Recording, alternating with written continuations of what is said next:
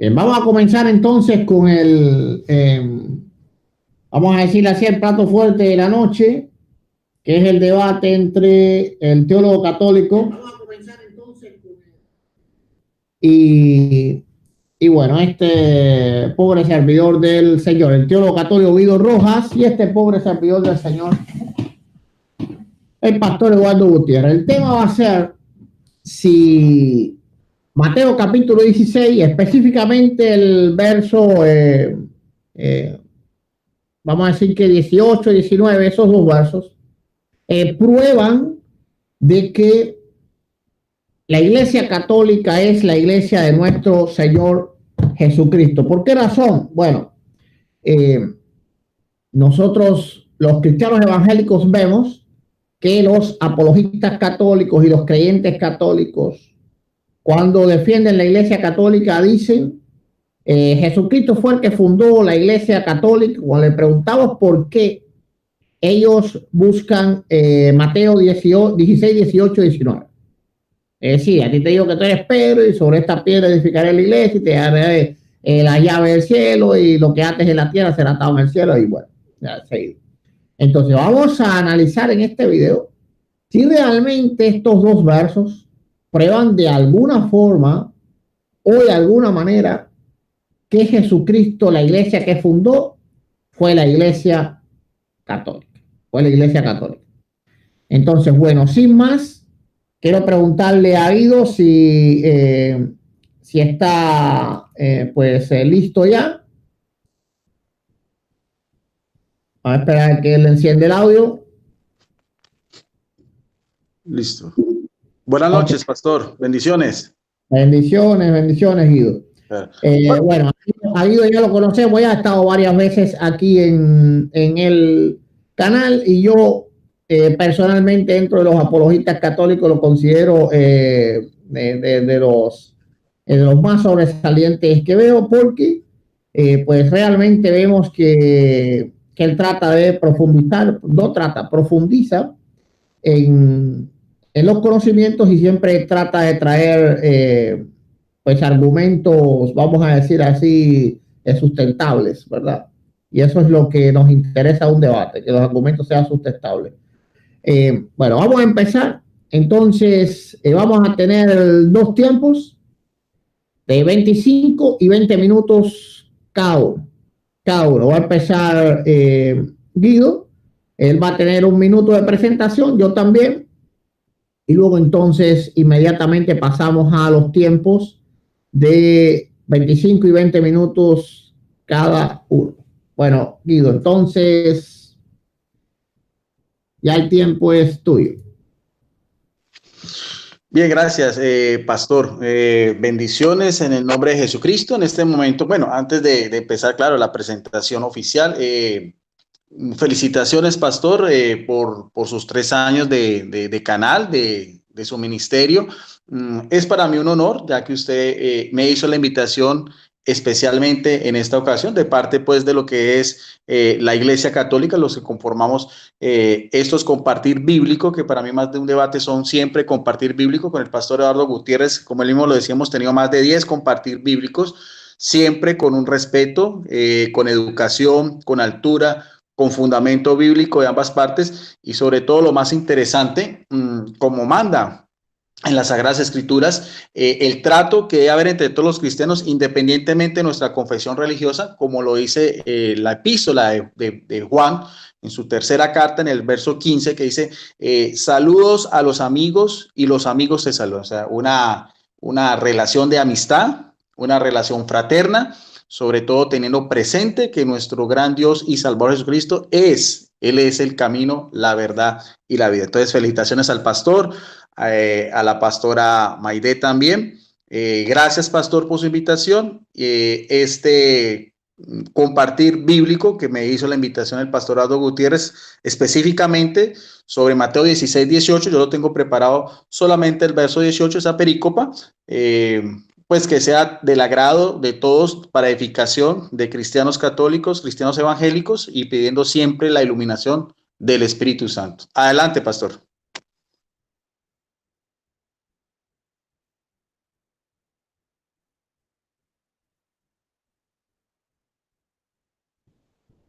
Bueno, bendiciones entonces para el que no me conozca.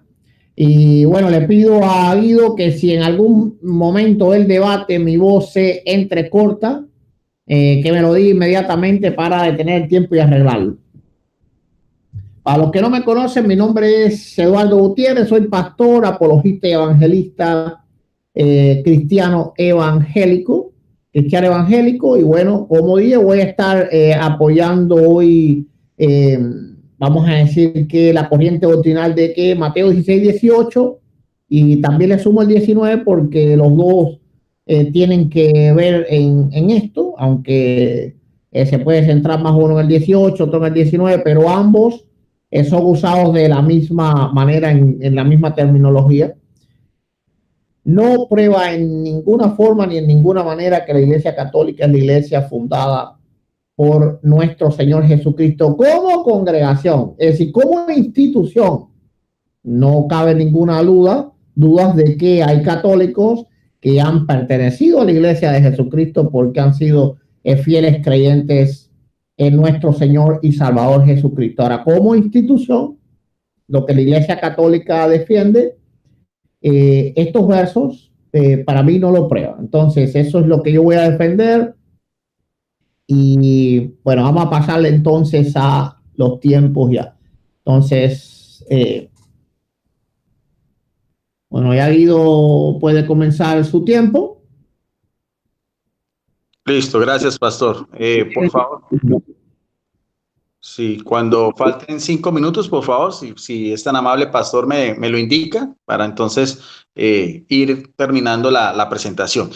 Bien, el tema central, yo le dije, bueno, el pastor me hizo la invitación, yo hice la exposición mía de 2 tiempos, es precisamente sobre Mateo 16, solamente en el verso 18. No hay ningún problema si el pastor le quiere agregar el verso 19, pero de todas maneras los argumentos para esta noche estaban basados específicamente en la perícopa en el verso 18. Primeramente, que es importante analizar que ese texto de Mateo 16, 18 es un texto que corresponde a un evangelio sinóptico, o sea, que va en sínox, un término griego que quiere decir en concordancia, fechado hacia el año 80, escrito por un apóstol y a la vez evangelista, que es Mateo. Entonces, es el evangelio más extenso, con 28 capítulos. Yo siempre en estos compartir bíblico utilizo Biblias en físico. En esta ocasión voy a utilizar 6 Biblias, 2 católicas, 6 evangélicas y 2 diccionarios bíblicos de los mejores evangélicos para apoyar pues mi postura de que la Iglesia Católica es la única y verdadera iglesia fundada en Cristo Jesús, precisamente en ese verso en cuestión que vamos a analizar desde la exégesis y la hermenéutica bíblica, que son las ciencias bíblicas que nos ayudan a darle la correcta interpretación al texto sagrado. Inicialmente voy a leer el texto de esta que es una Biblia católica, es la Biblia de nuestro pueblo, la Biblia El Peregrino de Luis Alonso Schockel, es una Biblia de la orden de los claretianos, una orden religiosa que se especializa mucho en lo que es Sagradas Escrituras, son Biblias de estudio. Y vamos entonces, sin más, al verso en concreto, que es el 18. El ambiente general, el contexto general es que Jesucristo está en la región de Cesarea de Filipo. Hace una pregunta abierta a sus apóstoles. ¿Quién dice la gente que soy yo? Unos dicen que eres Elías, Jeremías, Juan el Bautista, otro profeta. Y Jesús le interesa ya la opinión de sus apóstoles. ¿Y ustedes quién dice que soy yo? Dice el texto en sus versos anteriores que Simón Pedro tomando la palabra, como aparece en muchas partes de la Biblia, siempre Simón aparece como el primero entre todos los apóstoles, bien sea en las mismas listas de los apóstoles, como en muchas ocasiones en hechos importantes en la vida de Jesús. Y el término primero es protos, que quiere decir no solo el primero, sino el principal. Todas las listas de los apóstoles aparece Pedro el primero y Judas el traidor de último. El apóstol le dice a Jesús, tú eres Cristo, el Hijo del Dios vivo. Jesús responde a esa afirmación, bienaventurado eres Simón, porque lo que te ha revelado, lo que tú has dicho, no viene de carne y sangre. El término carne y sangre es humanamente hablando, sino que viene de parte de Dios, o sea que tiene la garantía de Dios, tiene el sello de Dios, tiene la aprobación de Dios. Y aquí viene en cuestión lo que dice en el verso 18 donde dice, pues yo te digo que tú, refiriendo a Jesús, o sea, es un diálogo directo entre ellos dos, pues yo te digo que tú eres Pedro. Acordémonos que no se llamaba Pedro, sino Simón. Pedro, ya dependiendo de si es en griego, arameo, Cefas, Petro, Petras, de todas maneras el contexto es el mismo. Dice, tú eres Pedro y sobre esta piedra, otra vez, construiré mi iglesia y el imperio de la muerte no la vencerá. Aquí vemos cosas importantes que hay que analizar desde la exégesis bíblica. Primero, la importancia que va a tener Pedro, no en la iglesia a él, porque muchas veces se confunden, piensan que los católicos creemos, a veces católicos que no conocen la doctrina de la iglesia, que nosotros pensamos que es la iglesia de Pedro y no es la iglesia de Pedro. Nosotros creemos que la única y verdadera iglesia es de Jesucristo, una iglesia visible, una iglesia que usted puede mirar el transcurso histórico en 21 siglos, una iglesia que tiene la asistencia plena del Espíritu Santo, como Jesucristo mismo lo había prometido en el Evangelio de Juan, capítulo 14, 15, 16, una iglesia con luces y sombras, divinamente por Jesucristo, humanamente por los hombres, como decía Agustín de Hipona, uno de los teólogos, doctor de la iglesia más importantes del cristianismo. Dicen los expertos que después de Pablo, es un personaje importantísimo, decía santa y prostituta. La iglesia es santa por Jesucristo y es prostituta por nosotros. Y entonces, a pie de página, en este comentario de esta Biblia católica sobre esa perícopa, como el pastor lo decía, ha dado para muchas discusiones en el ambiente teológico, en el ambiente bíblico, en el ambiente exegético, en el ambiente de la hermenéutica, en el ambiente de lo que es la morfología, el texto en sí. Dice Confesión de Pedro, este es un texto denso y elaborado, recoge el hecho tal cual como lo entendió y vivió la comunidad. Se trata de identificar al maestro quién es. Pregunta abierta incluso en nuestros días. Se puede responder desde el punto de vista de la gente que la apreciación humana de este personaje histórico es desde el punto de vista de Dios y de la revelación. ¿Ve? Y sigue diciendo, con lo que tiene que ver con Pedro. Jesús se propone construir un templo, una comunidad nueva. Petra en griego significa sillar o roca, donde se asienta un edificio. Este edificio o comunidad pertenece a Jesús, mi iglesia, porque es la iglesia de Jesucristo, y en singular. Y esa es la primera vez en los evangelios sinópticos que aparece el término iglesia. Ahora lo vamos a explicar un poquitico. Pedro tendrá en ella una función central. Contra la iglesia de Jesús nada podrá el poder de la muerte. ¿Ve? Este texto ha suscitado numerosas discusiones, dicen estos biblistas católicos, entre católicos y protestantes sobre la figura del Papa como sucesor de Pedro. La tradición católica, y vamos a hablar mucho énfasis sobre lo que es la tradición católica, sostiene que estas palabras se aplican a Pedro y también a todos los que le suceden en la tarea de presidir en la fe y en el amor. La tradición protestante, por su lado, o sea, los biblistas protestantes, sin embargo, han visto en las palabras de Jesús una alabanza y una promesa referida no a la persona de Pedro, sino a la actitud de su fe en Jesucristo. Entonces, ahí está la discusión.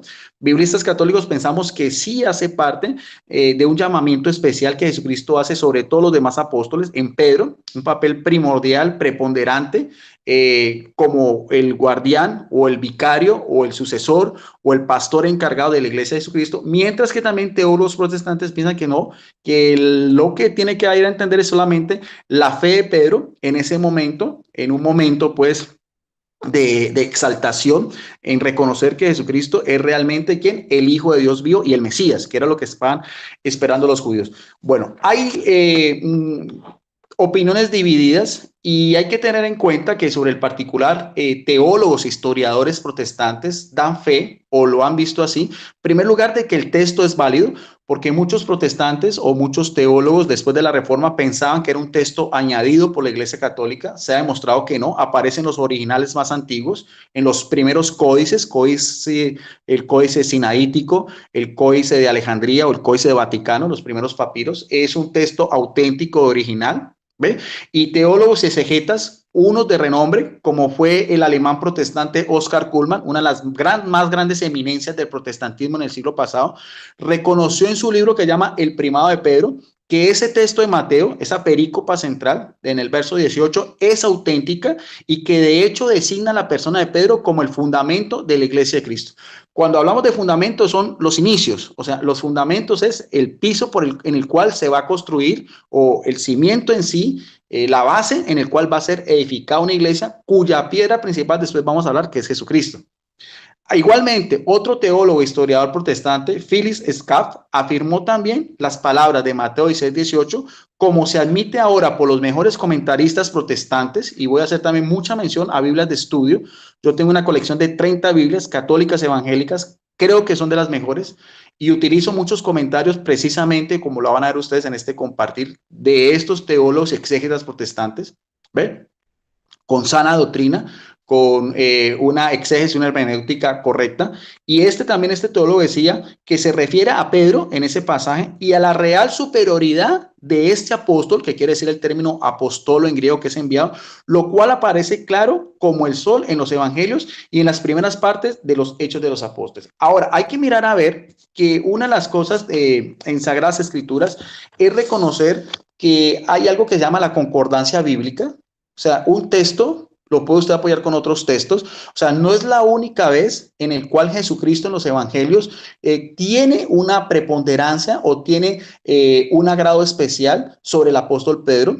Usted lo puede analizar también. Hay otros pasajes como en Lucas 22:32, donde Jesús también le dice, antes de su pasión, le dice a Pedro que él va a ser como el custodio de sus otros hermanos y que los va a tener que confirmar en la fe después de la resurrección y la ascensión de Jesucristo al cielo. Y también un texto contundente es Juan, capítulo 21, verso del 15 al 17, donde en 3 ocasiones Jesús hablando con Pedro le dice, apacienta mis ovejas y apacienta mis corderos. O sea, ese texto de Mateo 16:18, la Iglesia Católica lo une con esos otros 2 textos y también, como decía este teólogo protestante, Phyllis Scaff, también sobre en los primeros 5 o 6 capítulos de Hechos de los Apóstoles, el personaje principal en lo que es ya la iglesia primitiva o la iglesia apostólica es, sin lugar a dudas, el apóstol Pedro. Ahora, veamos también de esta otra Biblia de estudio, es la Biblia ya, esta es una Biblia evangélica, la Biblia Nelson, de la editorial Nelson, del año de 1798, una de las principales editoriales evangélicas. Otra explicación ya también desde el lado de vista también de los exégetas protestantes, en el cual yo también estoy completamente de acuerdo, porque creo que ambas interpretaciones son correctas y van a la par. Dicen, por ejemplo, aquí vemos en la Biblia de Estudio Nelson sobre el término Pedro, dice en griego es Petros, y da de la concordancia Strong en el numeral 4074 roca, que en griego Petra, ¿ve? Da algunas referencias como Mateo 16:18, en Romanos 9:33, en 1 Corintios 10:4 y en 1 de Pedro 2, verso 8.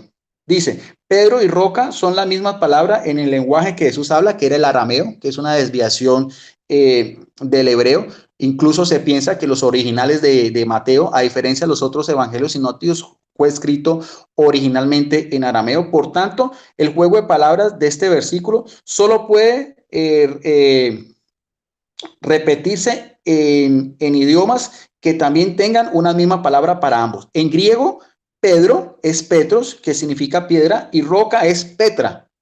Algunos comentaristas han indicado que, aunque las dos palabras son casi sinónimas, Jesús pretendía hacer una distinción, siendo Pedro un fragmento de la roca, que el mismo Cristo. Así pues, podría decirse que la iglesia se edificaría sobre Cristo, y en eso estoy completamente de acuerdo, la roca, Cristo es la roca, ¿ve? Sea como fuera, puede decirse al menos que el contexto permite pensar que la roca sobre la cual se levantaría la iglesia, o sea, empezaría a edificarse esa iglesia en un sentido espiritual, es la confesión de Pedro de que Jesús era el Hijo de Dios. Entonces, esta explicación también me parece supremamente importante y estoy completamente de acuerdo. Ahora, de mi libro Verdad de la Fe Católica, que es un manual de teología de 20 temas, donde tengo algunos apartes sobre el tema de la iglesia y sobre el tema de Pedro, he sacado un extracto para que quede claro que nosotros también pensamos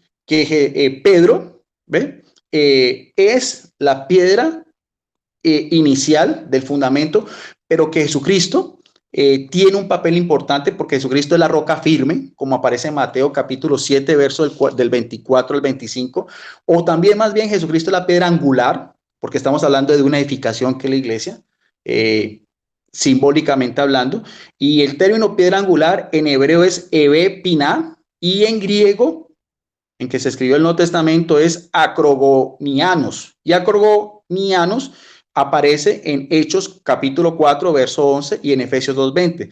Y por lo tanto, nadie puede construir sobre otro cimiento. O sea, es decir, Jesucristo es la piedra angular, Jesucristo es el pastor de la iglesia, Jesucristo es la cabeza de la iglesia, Jesucristo es el esposo de la iglesia, Jesucristo es el que redime, Jesucristo es el intercesor ante Dios y los hombres, Jesucristo es nuestro juez, nuestro salvador, nuestro rey, nuestro señor y nuestro redentor. Eso siempre lo ha reconocido durante 21 siglos la iglesia católica. No es la iglesia de Pedro ni es la iglesia del Papa Francisco, pero pensamos que evidentemente, como dicen estos teólogos también protestantes, la misión de Pedro es fundamental. Sobre que nadie puede construir sobre otra simiente, muchos apologistas evangélicos entonces sacan a relucir, quieren tratar, como así decirlo, de cubrir o de tratar de darle menos importancia a la perícopa de Mateo 16:18 con otros textos donde nos dice que Jesucristo es la piedra angular o la piedra principal. Y en eso, ahí lo que se está haciendo es una mala exégesis, porque son dos piedras o dos rocas, cada uno tiene una misión independiente. La misión de Pedro es diferente a la misión de Jesucristo. Entonces, Jesucristo sí es la piedra principal, como aparece en 1 Corintios capítulo 3, verso del 9 al 11, en 1 Corintios capítulo 10, verso del 4, y especialmente en 1 Pedro capítulo 2, verso del 4 al 6. De esa última, de ese último pasaje, quiero hacer mención y referencia para que lo podamos nosotros entender, que es 1 Pedro capítulo 2, verso dijimos, del 2 al 4. ¿Ve? Vamos a verlo también de esta Biblia católica. ¿Ve? Del 4 al 6, ¿no? Donde el mismo apóstol Pablo dice, refiriéndose a Jesucristo como el Señor, dice, Él es la piedra viva, ¿ve? Desechada por los hombres y escogida y estimada por Dios, o sea, desechada por el pueblo de Israel, pero escogida por Dios, porque al fin y al cabo Jesucristo es el unigénito de Dios. Por eso acerquémonos a Él. ¿A quién? A Jesucristo. Palabras del propio apóstol Pedro. También vosotros, refiriéndose a todos los cristianos que en unidad por medio del bautismo pertenecemos también al cuerpo místico de Cristo. En realidad todos somos también piedras, cada uno con nuestros diferentes carismas, dones, pero era una iglesia que vamos a ver también desde los mismos tiempos apostólicos jerárquica. No todos en la misma iglesia de Cristo tienen la misma labor, la misma función o el mismo desempeño. Pero dice el apóstol Pablo, Pedro en su epístola, dice, acerquémonos a la piedra viva, entrar en la construcción de un templo, y es un templo espiritual, estamos hablando, y formado un sacerdocio santo que ofrece sacrificios espirituales aceptables a Dios por medio de ¿quién? De Jesucristo. Y aquí vemos, a ver, el personaje principal siempre va a ser Jesucristo, pues se lee en la escritura, dice en el verso 6, mirad, yo coloco en Sión, Sión era el monte en el cual estaba construido la casa de Dios desde la época de David, ¿ve? Una piedra angular, o sea, una piedra del ángulo, escogida y preciosa, quien se apoye en ella no fracasará. Entonces, que quede claro, de la misma exégesis bíblica, que una cosa es Pedro como piedra del fundamento y otra cosa es Jesucristo como la piedra del ángulo de la edificación o la piedra central. Ahora, en lo que me resta de tiempo, quiero explicar brevemente términos bíblicos muy importantes, que es el término iglesia y cuando Jesucristo dice que las puertas del Hades no podrán vencerla. Bien, sobre el término iglesia, que viene en la versión de los 70 del griego del Antiguo Testamento, que utiliza la Iglesia Católica, la Septuaginta, la Biblia del Antiguo Testamento que también utilizan los primeros cristianos. El término es Kaal, que quiere decir asamblea, congregación, reunión. Era refiriéndose al pueblo de Israel, ¿ve? Como la primera alianza. Y en el Nuevo Testamento el término es eclesia.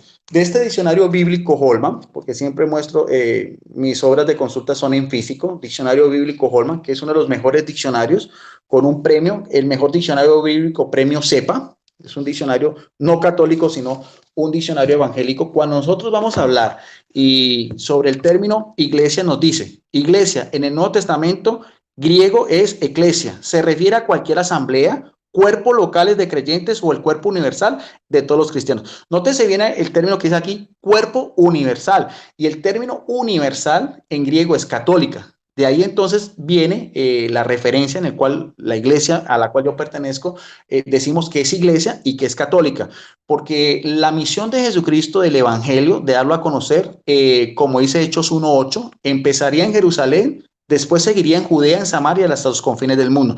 Ahora, si nosotros vamos a estudiar este diccionario bíblico, nos dice, con referente al término iglesia, dice la iglesia y da varias referencias. La iglesia, o sea, la única iglesia de Jesucristo como pueblo de Dios, y da una serie de leyendas. La iglesia como cuerpo de Cristo, ya lo sabemos, cuyo Jesucristo es la cabeza principal. La iglesia como una comunidad de pacto, o sea, una nueva alianza.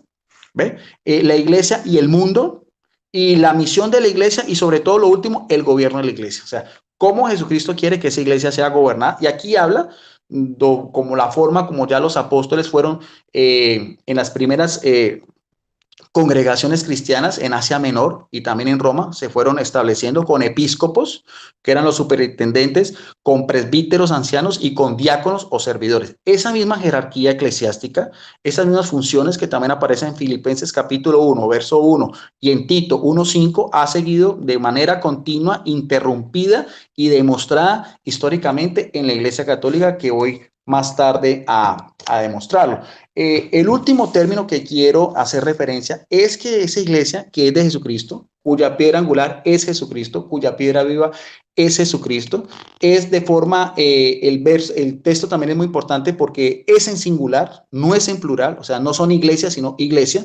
Ya lo que es la fragmentación de la iglesia como tal, de la única y verdadera iglesia de Jesucristo, ya es algo a través de los tiempos, de las fallas humanas. Como decía Agustín de Hipona otra vez, la división de los cristianos es el triunfo de Satanás.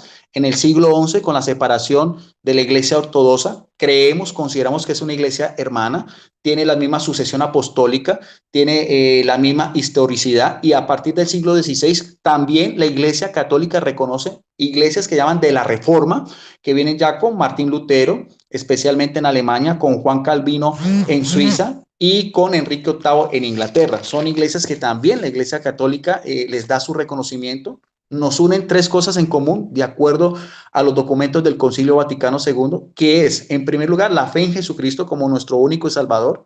La Iglesia Católica no cree ni que María ni los santos salvan, el único que salva es Jesucristo, su redención en la cruz, su preciosísima sangre en el madero, el bautismo como primer sacramento de iniciación cristiana, y las Sagradas Escrituras como la primera fuente de revelación divina, que es igual en tanto iglesias cristianas como evangélicas. Te Quiero quedan hacer énfasis. minutos y medio, 4 minutos y medio. Gracias, pastor. Ya voy a terminar. La última referencia es sobre cuando Jesucristo dice que ni siquiera el poder del Hades podrá vencer a su iglesia. Vamos entonces a ver qué significa también desde el mismo griego koiné, de la misma etimología, las palabras en que fueron escritas originalmente el término Hades, y eso lo voy a hacer de esta otra Biblia católica, que es la Biblia latinoamericana, de la editorial El Verbo Divino. Dice, los poderes de la muerte. El texto original dice las puertas del Hades. Las puertas designaban en el Medio Oriente a la sede del gobierno. El Hades era el reino debajo de la tierra, el país de los muertos y también de los poderes infernales. En el Apocalipsis, que es el libro de la revelación con que se termina la revelación sagrada, refiriéndose al Hades, se da a entender también el poder que tenía Jesús sobre esta región del mal, del demonio, donde dominaba el demonio. Eso lo podemos nosotros también ver en una concordancia de textos bíblicos en el capítulo 1 del libro del Apocalipsis, en el verso 18 y 19, donde el mismo Jesucristo dice al Juan, el apóstol evangelista, en el destierro en la isla de Patmos, dice, el que vive, estuve muerto, pero ahora estoy vivo por los siglos de los siglos, y tengo, ¿quién? Jesucristo tiene las llaves de la muerte y de su reino, o sea, del reino del Hades, ¿no? Escribe pues lo que has visto, tanto lo presente como lo que ha de suceder, y eso, o sea, que quede claro que el que tiene la llave sobre la muerte es Jesucristo, que quede claro que Jesucristo es el pastor, la piedra angular, el esposo, el maestro, el redentor de su única y verdadera iglesia, de acuerdo a la exégesis de Mateo 16:18. Bien, entonces hasta ahí mi primera intervención, y vamos a escuchar también a el pastor Eduardo Gutiérrez también su exposición. Adelante, pastor. Ok, dame un segundito nada más, Guido, un segundito.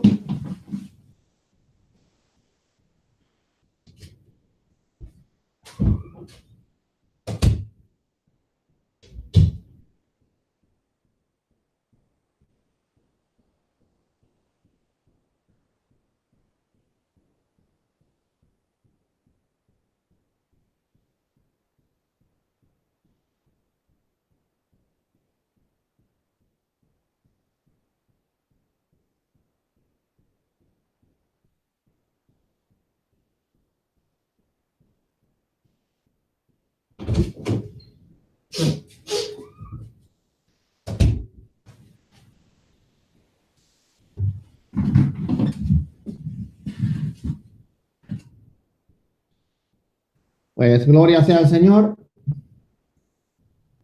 Vamos, déjenme resetear esto aquí. Bueno, a partir de ahora comienzo.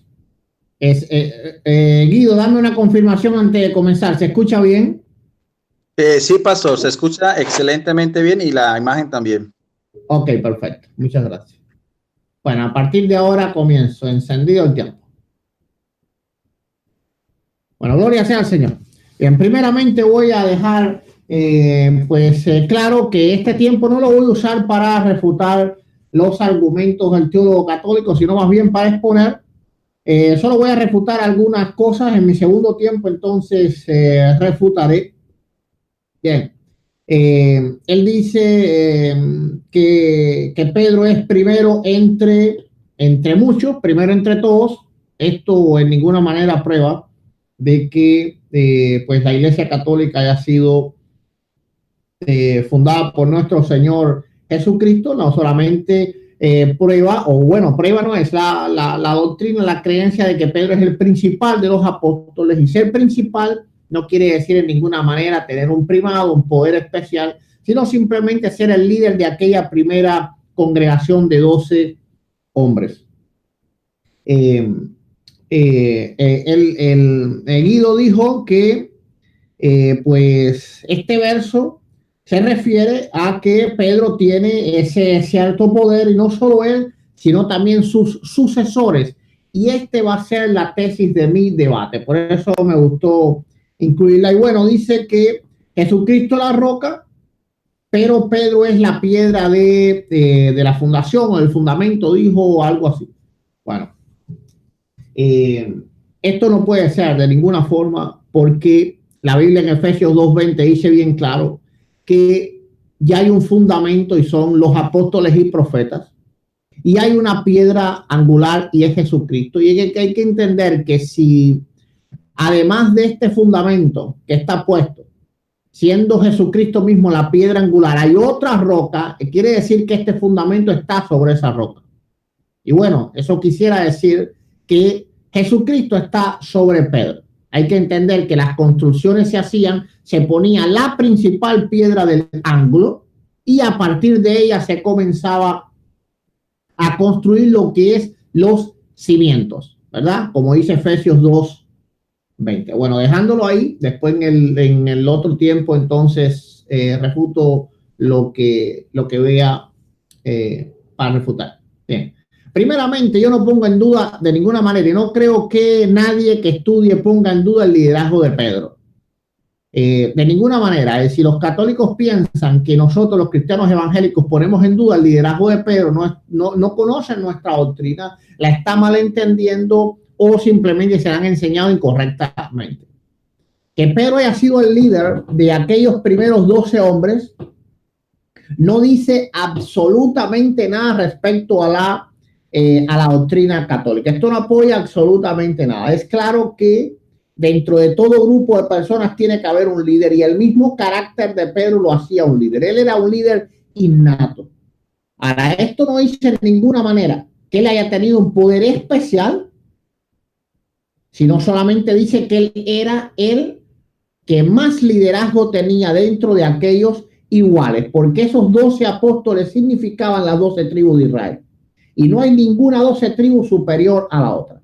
Si bien de Judá vino el libertador, vino el Cristo, de Leví vino el sacerdocio, y así sucesivamente de todas las tribus tuvieron una repartición igual de la tierra, y hay que entender que la tierra prometida era como el reino de Dios, ¿verdad? Entre aquellas 12 tribus no hubo desigualdad ninguna.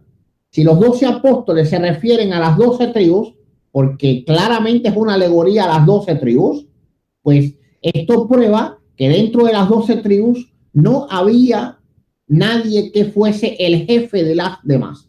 Habían tribus con más liderazgo, sí. Es decir, Judá tenía gran liderazgo, Leví tenía gran liderazgo, se puede decir que eran las dos tribus principales, pero no había un jefe dentro de las tribus. Así que en los apóstoles no hay tampoco un jefe. Vamos a entender algo. La única opción que para que Mateo 16, 18, no va a quedar en el 18, pensaba que también él se iba a apoyar en el 19, pero si no se apoya, entonces yo lo quito y me quedo nada más en el 18. Pruebe que la iglesia católica y la iglesia de Cristo no es que Pedro sea la roca, lo cual no es verdad, sino que ese poder sea transferible. Mi amigo católico, tú que me escuchas, tú para ser católico no tienes que creer que Pedro es la roca. No, lo que tienes que creer es que el Papa lo es, que ese poder se ha transferido a sus sucesores. De la única manera que Mateo 16, 18 apoya que la iglesia católica, la iglesia de Cristo fundó, es que se pruebe de alguna manera bíblicamente que ese poder se transfiera. Es transferible. Ahora, si Guido logra probar de alguna manera, o algún apologista católico logra probar de alguna manera, que ese poder es transferible, es decir, el poder petrino específicamente es transferible, entonces literalmente el Papa tuviera una gran credibilidad. Pero como esto no se puede probar, podemos decir que el Papa está usurpando ese poder, el cual no existe porque no se transfiere. Así que el gran dilema que hoy debemos de solucionar aquí es probar que los papas romanos tienen ese poder.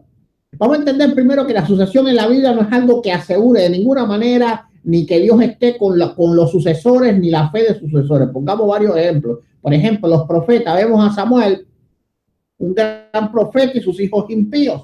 Primera Samuel 8:3. De reyes, vemos a Ezequías, un rey justo, y a Manasés, su hijo, uno de los más impíos que ha existido. En el Nuevo Testamento vemos también la llegada de los obispos, que fueron, vamos a decir, que los ministros que llegaron después de los apóstoles. Vamos a ver que no hubo un lineamiento entre la fidelidad de los apóstoles y la fidelidad de los obispos. Dice en Hechos capítulo 20, verso 29, dice Pablo, leemos siempre que en nombre del Padre, el Hijo y el Espíritu Santo, amén, porque yo sé que después de mi partida entrarán en medio de vosotros lobos rapaces que no perdonarán el rebaño. Así que los obispos no actuaron igual que los apóstoles de ninguna manera. Pablo lo estaba profetizando, que dentro de los obispos, como los obispos que él llamó, ancianos y obispos, iban a salir esos lobos rapaces. Ahora, mi amado oponente, al cual estimo, puede decir que en caso de que las demás sucesiones bíblicas fallaron, y lo podemos ver, todas fallaron, los profetas, los reyes, los ministros, de apóstoles a obispos, toda sucesión que se intentó en la Biblia falló, fue fracasada. Él puede decir que la petrina sí funcionó. Bueno, vamos a entender que eso no fue así. Número uno, desde la muerte de Pedro en el año 64 hasta el cierre del canon bíblico en el Apocalipsis año 97 pasaron como mínimo 33 años. Y en esos 33 años ejercieron 4 o 5 obispos romanos. Hay documentos que dicen 4, hay documentos que dicen 5. Por ejemplo, Ireneo de Ireneo dice que eran 4, pero hay, por ejemplo, es decir, Lino, Anacleto, Clemente, Evaristo, pero hay otros documentos como el Liber Pontificalis y el Martyroloquium de Jerónimo del año 300, el Martyroloquium y el Liber del año 500, que se lista a otro papa, se divide entre Cleto y Anacleto, aunque la Iglesia Católica se queda con la lista de Ireneo. Así que bueno, es importante entender que el Martyroloquium lo escribió el mismo San Jerónimo, o se le da como autor a San Jerónimo, así que también es un documento importante. Pero ¿qué tiene que ver que hay una confusión en la lista de obispos? No tiene que ver mucho. En el año 64 habían muerto Pedro y Pablo, es decir, que los apóstoles solo quedaba Juan. La iglesia se había extendido por el mundo entero. Solo alguien ciego no va a entender que quedando un solo apóstol y la iglesia habíamos extendido tanto, pues estos 4 hombres o 5 hombres que fueron obispos dentro de este periodo del primer siglo hubiesen tenido un papel sumamente grande dentro de la iglesia, sumamente grande, hubieran sido los nuevos Pablos, vamos a decir así. los nuevos Pablo en el 60, es decir, vamos a ver que eso no fue así, y por varias razones. Número uno, ¿por qué tenían que ser importantes? Vamos a ver. Número uno, supuestamente los que tenían las llaves del reino. Número dos, y eran los sucesores de Pedro, supuestamente. Número dos, eran los obispos de una de las sedes más grandes, la sede romana. Número tres, solo quedaba un apóstol vivo. Pero contrario a eso, las pruebas que tenemos nos dicen claramente que estos 4 o 5 obispos tuvieron un papel muy pobre en el siglo I. Solamente uno de ellos dejó huellas escriturales y fue Clemente de Roma. Vamos a ver las pruebas irrefutables de que el obispo de Roma nunca fue sucesor de Pedro ni líder máximo de la iglesia. Número uno, ninguno de ellos fue usado por Dios para escribir en la Biblia, a pesar de que ministraron más de 30 años a la iglesia. Ninguno de ellos, los escritos de ellos, ninguno fue considerado inspirado. Número dos, solo uno de ellos dejó huellas literarias. Clemente, hay 2 cartas, una que se piensa que es real y la otra que se piensa que es apócrifa. Número 3, solamente uno de ellos, es decir, Clemente es considerado un padre apostólico, porque fue el único que escribió. Vamos a ver algo aquí curioso. Un padre apostólico es sin duda el rango más alto después de un apóstol. El rango más alto en la historia eclesiástica es un padre apostólico. Ahora, los requisitos eran 2. Haber visto a uno de los apóstoles y haber transmitido enseñanza escrita de ellos. La pregunta es, ¿qué pasó con Lino, que fue el hombre que Pedro supuestamente deja de sucesor de él? ¿Cómo es posible que Lino, que la iglesia no haya conservado nada de lo que Lino escribió? Y de que escribió. Y lo más preocupante es cómo Lino, que fue el que recibió aquellas famosas llaves, es decir, el sucesor de Pedro, no escribió nada de esto. Pero peor aún, ¿cómo es posible que los otros padres apostólicos como Bernabé, Clemente de Roma, Ignacio de Antioquía, Policarpo de Esmirna y Hermas de Roma, que era un escritor súper importante? De hecho, el pastor de Hermas era el escrito más importante después de la escritura. ¿Cómo es posible que no escribieron absolutamente nada de eso? Y hay que entender que los supuestos sucesores de Pedro tuvieron que haber escrito, porque en aquellas épocas escribir carta era el WhatsApp de estos tiempos. Todo el mundo escribía en aquella época. La cantidad de cartas que hay de los padres de la iglesia es enorme. Gloria sea al Señor. El mismo Ignacio de Antioquía, que solo se conoce de él muy poquito, hay varias cartas de él. Pero estos hombres, que supuestamente tuvieron que ser los hombres más importantes de la iglesia en el siglo I, no existen. Vayamos al texto. Mateo 16:18 dice: y también te digo que tú eres Pedro, y sobre esta roca edificaré mi iglesia, y las puertas del Hades no prevalecerán contra ella. Ahora vamos a entender las características principales de un líder. La enseñanza, es decir, la característica principal de un líder es lo que enseña. Tiene que haber una relación entre lo que el líder enseña y lo que enseña a sus discípulos. Todo grupo que sigue un líder sigue sus enseñanzas. Debe haber relación entre lo que enseña el líder y lo que el grupo practica. Jesús dijo, Juan 14:15, si me amáis, guardad mis mandamientos. Es decir, entre el líder y el pueblo tiene que haber una sintonía doctrinal. La gran pregunta es, ¿cómo puede ser Pedro el primer papa o haber sido católico si jamás enseñó nada de lo que la iglesia católica cree?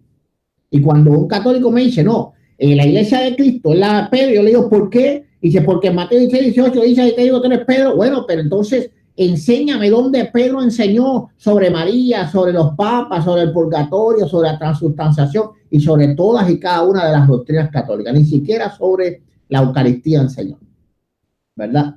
Es decir, hablando de la transubstanciación como tal. ¿Cómo es posible que si Pedro fue católico, la iglesia católica no pueda decir que Pedro enseñó algo de lo que la iglesia católica cree si fue el primer papa y supuestamente era el hombre que Cristo dejó?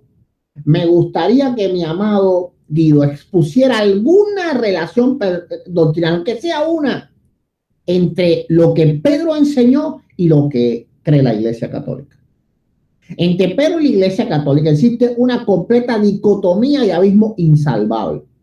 Pero a pesar de que ya hemos probado de que no existen pruebas ni bíblicas ni históricas de que Pedro no fue católico, aún lo más importante está por venir. Vayamos al punto más importante de este tema. Yo me arriesgo a decir que aún si yo le dijera a mi amigo Guido, en este debate te voy a dar la opción de que yo acepte de que Pedro es la roca sobre la cual Cristo fundó la iglesia, lo cual no acepto, esto es algo hipotético. Aún así, le fuera imposible a mi amigo católico probar de que Pedro tiene alguna relación con la iglesia católica, y diré por qué. El problema es que la iglesia católica no se basa en que Pedro sea la roca, sino que se basa en que los sucesores de él lo son. Por ejemplo, si la Biblia dijera textualmente, y sobre ti, Pedro, edificaré mi iglesia, aún así eso no le serviría a la iglesia católica para probar nada. Porque la iglesia católica existe debido a que ellos dicen que ese poder ha pasado a cada obispo romano. Sin objetivo de atacar al teólogo Guido Rojas, al cual aprecio como persona y como estudioso, yo pongo la carga de la prueba en sus manos de probar de que Jesús o los apóstoles enseñaron que el supuesto poder petrino era transferible. Si mi amado oponente no prueba de que la Biblia, con la Biblia, de que ese poder es transferible de alguna manera, entonces todo lo que él diga para apoyar que Mateo 16, 18 habla de la iglesia católica no es válido, porque no llegará nunca a la meta. Es como alguien que corre un maratón y tiene que correr un tramo y nadar otro, llegue primero a la orilla del lago, pero no sepa nadar, se queda ahí. El problema no es probar que Pedro es la roca, el problema es probar que el hombre que está en la silla de Roma tiene ese poder. Y entonces así se probaría, sin lugar a dudas, que la iglesia católica es la iglesia de Cristo. La mayoría de los apóstoles tuvieron discípulos y sucesores, pero nunca del mismo rango. La iglesia católica, hay que entender eso, se sienta en el obispo, en la silla del obispo de Roma, que clama que ese poder es transferible.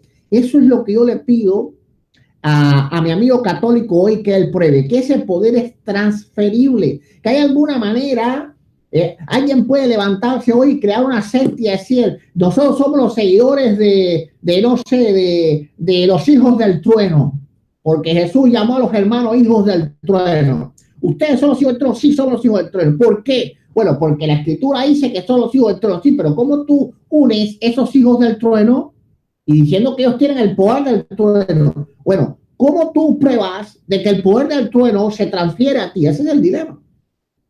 Los cristianos evangélicos en ninguna manera, pensamos que Pedro no era una figura importante. La mayoría de los apóstoles tuvieron sucesores, pero nunca fueron del mismo rango, pues un apóstol tenía que tener requisitos indispensables. Primero, haber visto a Jesús como los apóstoles y Pablo lo hicieron, eso está en Hechos 1. Ahora, Pablo cumplió estos requerimientos, eso está en 1 Corintios 9:1. No soy apóstol, no soy libre, no he visto al Señor, a Jesús el Señor nuestro. La pregunta que nace es la siguiente: ¿los papas cumplen con ese requisito de haber visto a Jesucristo? La palabra sucesor viene del griego, del latín, sucesor, que significa sustituto, alguien que ocupa el mismo rango con iguales virtudes. Y aquí no se habla de una sucesión histórica, como que los reyes sucedieron a los jueces o los obispos a los apóstoles, no. Aquí la iglesia católica lo que clama es una sucesión perfecta. El obispo de Roma tiene las mismas características que Pedro, por lo tanto el obispo de Roma es un apóstol. Y si el obispo de Roma es un apóstol, entonces la iglesia católica tiene que probar que el papa de Roma tiene las características que la Biblia dice que debe de tener un apóstol. El mismo apóstol Pablo defendió que él tenía esas características. Él había visto al Señor Jesús. Ahora, ¿existe un rastro en la Biblia que Pedro haya sido católico? Claro que no existe. Por ejemplo, si hubiera sido católico, entonces los corintios eran herejes. 1 Corintios capítulo 1, verso 12 dice: quiero decir que cada uno de ustedes dice, yo soy de Pablo, yo soy de Apolo, yo de Cefas y yo de Cristo. Es decir, que los corintios no sabían que Pedro era la roca, pero Pablo tampoco, porque ellos estaban discutiendo cuál era el líder máximo. Algunos decían que era Pablo, otros que era Pedro, otros que era Apolo. Habían evangélicos ahí, decían que era Cristo. Ojo, que Pablo habla de liderazgo. No cuestión de Salvador. Ellos sabían que Jesucristo era el Salvador, ellos sabían que el Señor era Dios, ellos estaban claros en eso, pero ellos querían ver cuál era la cabeza de la iglesia. ¿Cuál era la cabeza de la iglesia? Si hubiera sido Pedro y Pablo, a través de los cuales ellos estaban discutiendo, tuviera lógica, pero se incluyen 4 figuras, así que ellos no se habían enterado de que el catolicismo existía. Pero más importante la respuesta de Pablo: ¿acaso está Cristo dividido? ¿Fue crucificado Pablo por vosotros? Esta respuesta sin duda no es católica, porque la iglesia no era católica. Bendito sea el Señor. La iglesia católica no fue la que fundó el Señor. Hay que entender que esto prueba que la primera iglesia no veía lo que la iglesia católica ve. Por ejemplo, en 1 Corintios capítulo 3 dice: esta respuesta sin duda no es católica, ¿verdad? Dice en 1 Corintios 3: porque aún sois carnales, porque habiendo entre vosotros celos, contienda, disensiones, no sois carnales y andar como hombres, porque diciendo el uno: yo soy ciertamente, soy de Pablo, y el otro: yo soy de Apolo, no sois carnales. Que pues Pablo y es Apolo, servidores por medio de los cuales habéis creído. Yo planté, Apolo regó, pero el crecimiento lo ha dado Dios. Lo ha dado Dios. Si los corintios de ninguna forma veían a Pedro como una figura máxima, había discusión sobre eso. La iglesia primitiva nunca se enteró de lo que enseña la iglesia católica, no se enteró de ello. Es decir, que Pablo aclara que él está hablando de autoridad ministerial, pero aún más, cuando él habla de autoridad ministerial, es decir, estamos en el capítulo 3 de Corintios, no menciona a Pedro. Dice: yo planté, Apolo regó, pero el crecimiento lo ha dado Dios. En el capítulo 1 él plantea el problema, pero en el capítulo 3 él dice: bueno, si ustedes quieren discutir sobre alguien, tiene que ser o Pablo o Apolo. ¿Para qué meten a Pedro ahí? ¿Para qué meten a Pedro ahí? Yo planté, Apolo regó. Ahora, gloria sea al Señor. Es decir, poniendo a Pedro de último para proféticamente desmentir.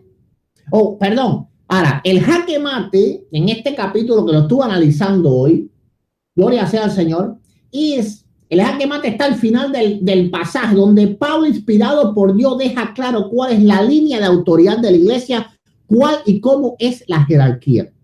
Dice la escritura en el verso 22 y 23: sea Pablo, sea Apolo, sea Cefas, sea el mundo, sea la muerte, lo presente, lo porvenir, todo es vuestro, y vosotros de Cristo y Cristo de Dios.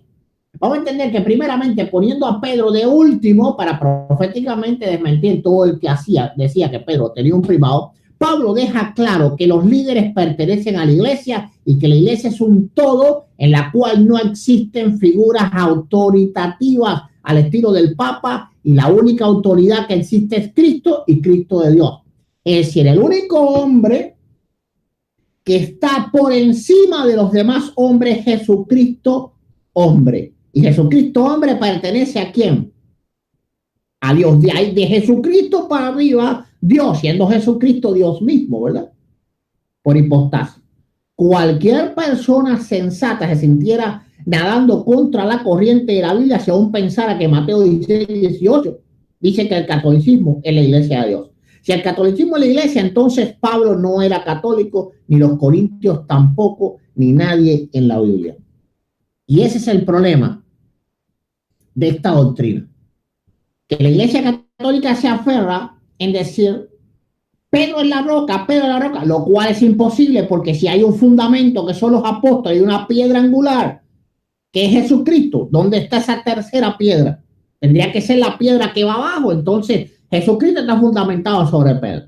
Pero ese no es el dilema, mis amigos católicos. El dilema es que eso no resuelve nada, aunque la Biblia diga textualmente, Pedro es la roca sobre la cual yo, Jesucristo, edifico mi iglesia. De todas maneras, si es la piedra sobre la cual fue edificada, la escritura dice que nosotros sobreedificamos. Ya Pedro no hace falta.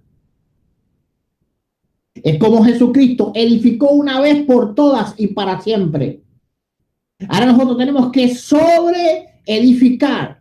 Así que el apóstol los supuestos apóstoles romanos no tienen ningún sentido y no existen pruebas bíblicas de que los sucesores de Pedro hayan tenido ninguna participación loable dentro de la historia del cristianismo en el primer siglo.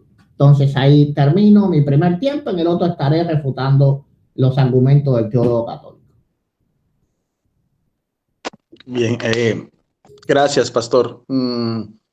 Quería pedirle, si no es mucho abuso, ya que usted lanzó tantas cosas como una metralleta, alcancé a apuntar unas, si es posible, pastor, que me pudiera dar, si me extiendo, así sea 25 minutos, porque quisiera refutar algunas cosas y también la parte mía, no sé si me lo permite. No importa, Guido, tú sabes que aquí lo importante es que la verdad salga a flote y no ninguna ventaja.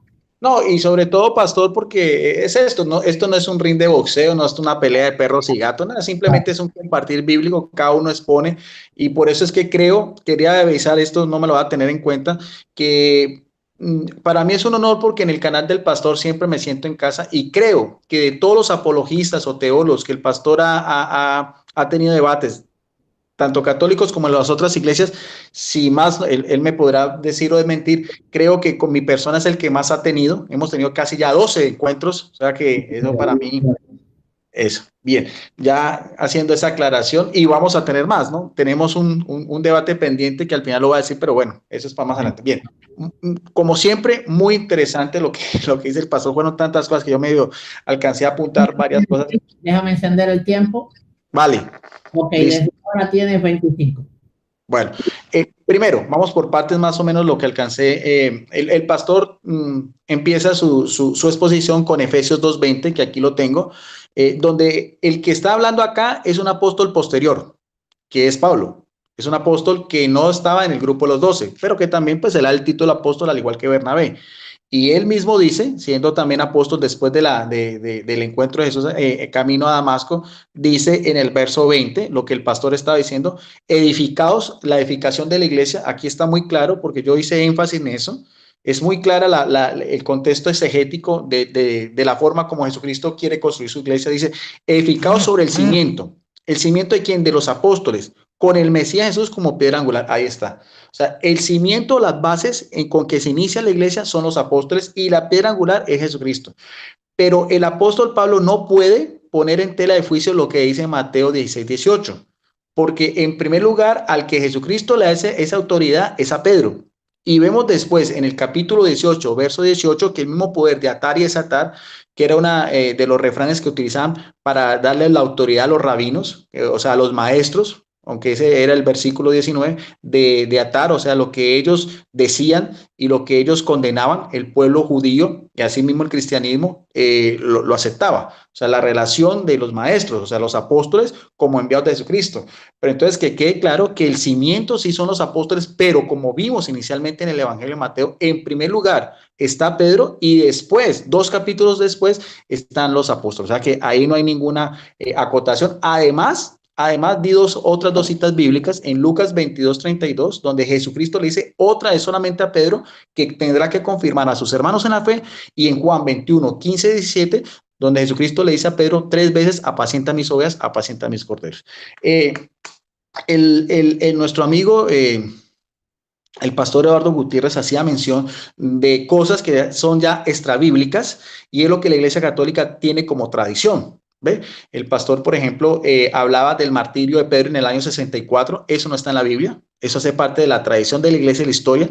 O sea que nos vamos a bases extrabíblicas.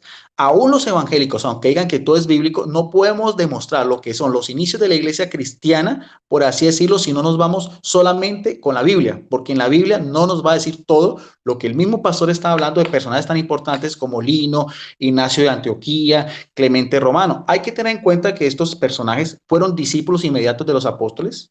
No son personajes ficticios, no se los inventa la Iglesia Católica. El pastor habló de Ignacio de Antioquía en sus 6 cartas, camino a su martirio en Roma. En una de ellas dice que ahí donde está Cristo Jesús está la Iglesia Católica. Es el primero en darle el término católica. Y decía yo que ese término no se lo inventa la Iglesia Católica, sino que tiene pruebas bíblicas, porque Jesucristo dice en Mateo 28:20, yo estaré con ustedes todos los días hasta el fin del mundo. O sea, Ahí está la catolicidad de esa iglesia que inicia con Jesucristo, empieza después con los apóstoles como cimiento y después se va propagando. Ahí ven episcopos, presbíteros y diáconos.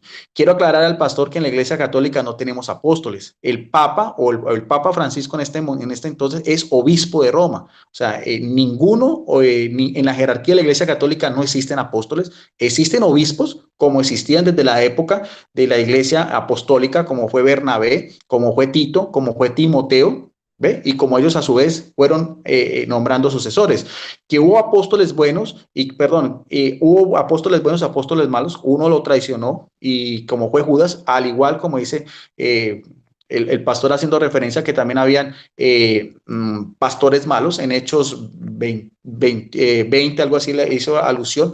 Eso no quita que sigue siendo la iglesia de Jesucristo. ¿Por qué? Porque la iglesia tiene la asistencia plena del Espíritu Santo. Decía el pastor en otros sus argumentos hablando de que si había una sucesión apostólica, ¿por qué los cuatro primeros, sobre todo tres, que era Lino, Cleto y Clemente, por qué los tres solamente se conservan una carta de Clemente Romano? En primer lugar, el pastor está reconociendo que Clemente Romano sí es un personaje real. Hay dos cartas de él. ¿Y por qué no se conservan cartas de Lino? La respuesta es muy fácil. Si nos vamos ahí también a lo que fueron los primeros apóstoles de Jesucristo, podríamos decir lo mismo. ¿Por qué no hay ahorita cartas ni el apóstol Felipe, ni el apóstol Andrés, ni el apóstol Tomás, ni el apóstol Simón?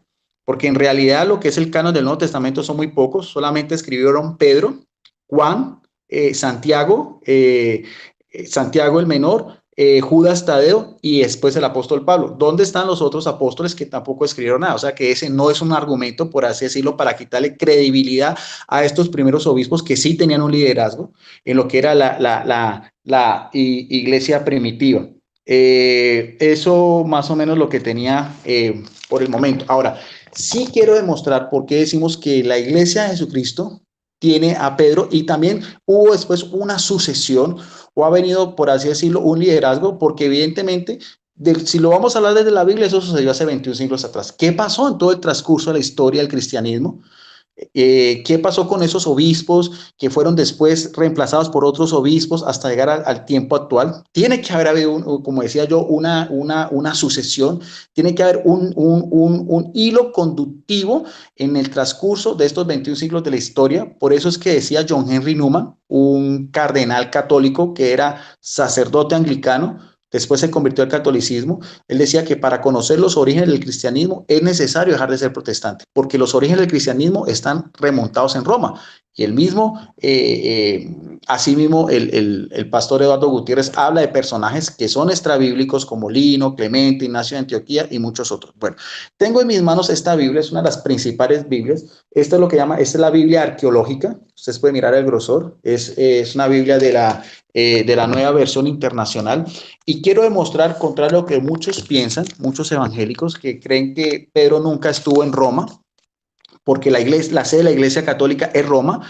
Por eso nosotros decimos que la sede donde está el Papa Francisco se llama la Basílica de San Pedro en el Vaticano, o sea, San Pedro en la colina vaticana, desde los tiempos en que nosotros pensamos, creemos y podemos confirmar que este apóstol fue martirizado y donde está enterrado en el sepulcro, en las catacumbas, es actualmente donde está la sede de la Iglesia Católica, cuyo líder en este momento es el Papa Francisco, que, valga la redundancia, es el líder cristiano más conocido. No conozco otro más carismático, más seguido por los medios de comunicación, por las masas, y cuya autoridad moral sea respetada, independientemente de los escándalos que hay en la Iglesia Católica, que siempre los ha habido, también los hubo en la época de los cristianos, como es la carta a los Corintios o la carta a los Romanos. O sea, el pecado de la Iglesia Católica no le quita la santidad que es característica en lo que Jesucristo dijo, que ni siquiera el poder de la muerte podrá vencerla. Si nosotros vamos a esta Biblia, que es una Biblia evangélica, es una Biblia de estudio, de las mejores, no sé si el pastor lo puede reconocer así, yo lo veo así, la Biblia arqueológica. En la primera carta del apóstol Pedro, ya en su capítulo 5, versos finales, que los eruditos bíblicos fechan hacia el año 63, o sea, casi un año anterior a lo que mismo pastor Eduardo Gutiérrez decía que fue el martirio de Pedro en el año 64. En su epílogo final dice en el verso 13, Pedro dice, saludos de parte a los que están en Babilonia, escogida por ustedes y también de mi hijo Marcos. ¿Ve? Salúdense unos a otros con un beso de amor fraterno. Paz a todos ustedes que están en Cristo Jesús. Se ha discutido bien que cuando el apóstol Pedro dice saludos desde Babilonia con Marcos, su discípulo, porque los apóstoles tenían discípulos, como Lucas fue discípulo también de Pablo.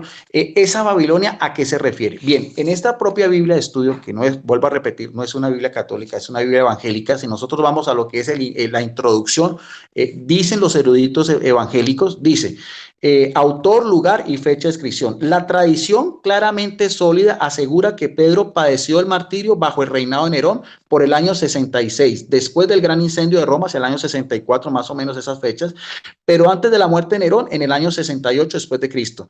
Además, Pedro demostró familiaridad en esta carta de muchas cosas que se dicen. De hecho, si vamos a ver también aquí, en la misma explicación, porque estas Biblias de estudio lo importante es que tienen explicaciones a pie de página, dice, debido a que Babilonia en el Antiguo Testamento era un lugar de pecado infame, el nombre de esta ciudad se había convertido en un calificativo para cualquier lugar conocido por su maldad. Asimismo, Pedro puede haber usado el nombre para describir cualquier lugar en el cual los cristianos habían sido deportados de su patria en Judea. En todo caso, la descripción encaja ¿con quién? Con Roma, y la tradición indica que Pedro escribió desde allí. O sea que esta misma Biblia de estudio evangélica nos dice que tanto esta carta fue escrita en Babilonia poco antes de su martirio, como también nos indica en el tiempo en que el mismo Nerón fue uno de los primeros perseguidores del cristianismo. Otra de las características de esta epístola a los romanos es ver lo que encontramos en su introducción, que es única en todas las epístolas del Nuevo Testamento. Dice en la misma carta de Pedro, capítulo 1, verso 1, ya sabemos que Babilonia se refiere a Roma, así lo dicen a entender estos eruditos bíblicos, creo que son de los mejores, o sea, llevarle la contraria a estos eruditos pues, de una Biblia como esta, que es una de las principales Biblias que usted puede conseguir en Amazon o en Mercado Libre o en las librerías cristianas, pues ahí sí ya me quedaría pues muy corto, porque creo en lo que dicen estos eruditos bíblicos, porque realmente por el costo de una Biblia de estas, por la forma como está hecha, tiene mucha información arqueológica, historia sobre la cultura, se da a entender que son eruditos, son personas que conocen lo que están escribiendo y no son simplemente cualquier pastor.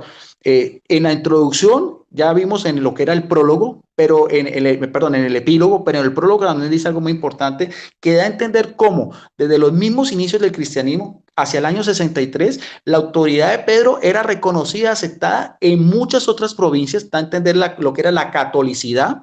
O sea, cómo el liderazgo de Pedro iba mucho más allá, incluso de los otros apóstoles, porque dice, en su inicio dice, Pedro, apóstol de Jesucristo, a los elegidos, extranjeros, dispersos en donde, en Ponto, en Galacia, en Capadocia, en Asia y en Bitinia, según la prevención de Dios Padre mediante la obra santificadora del Espíritu para obedecer a Jesucristo y ser redimidos. O sea que a diferencia, y esto es una invitación, no sé si el pastor me puede contradecir este argumento, pero de todas las epístolas, incluyendo las 14 epístolas de Pablo, las 3 epístolas de Juan, la epístola de Judas y la epístola de Judas, esta es la única de la otra epístola de Pedro, esta es la única donde su autor, el apóstol Pedro, su autoridad como tal no es para una provincia en general, ni a un destinatario como tal, porque Pedro, por ejemplo, escribió a Timoteo, a Tito o a Filemón, o a los cristianos de dónde, de Corintio, de Galacia, de Filipo, ¿ve? A los romanos,